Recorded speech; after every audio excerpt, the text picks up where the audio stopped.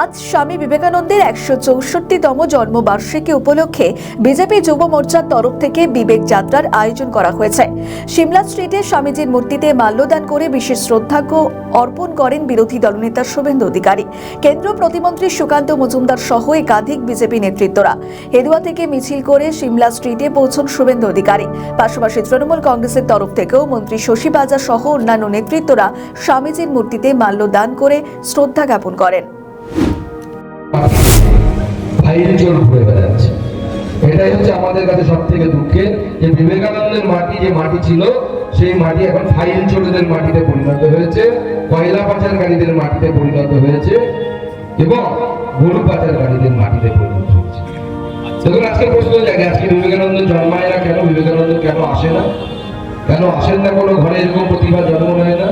তার মূল কারণ হচ্ছে, যেমন যে কোনো কিছু ধারণ করতে গেলে পাত্র দরকার, সেরকম বিবেকানন্দের মতো প্রতিভা, রবীন্দ্রনাথ ঠাকুরের মতো প্রতিভা, তাকে গ্রহণ করার জন্য সেই মাটির পাত্রতা দরকার।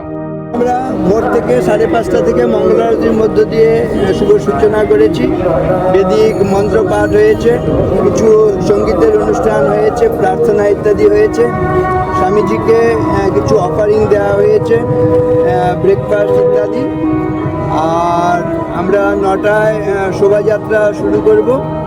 এই শোভাযাত্রা ফিরে আসার পরেও এখানে অনুষ্ঠানাদি চলতে থাকবে। 10টা থেকে বিবেকানন্দ বন্দনা, শ্রেষ্ঠাংশু দত্ত, বিবেকানন্দ ভজনাঞ্জলি, স্বামী শ্যামপ্রিয়ানন্দ, চিরপ্রণম্য অগ্নি, শ্রী সাম্য কারফা ও হরিত্র দাশগুপ্ত সেতার বাদনে।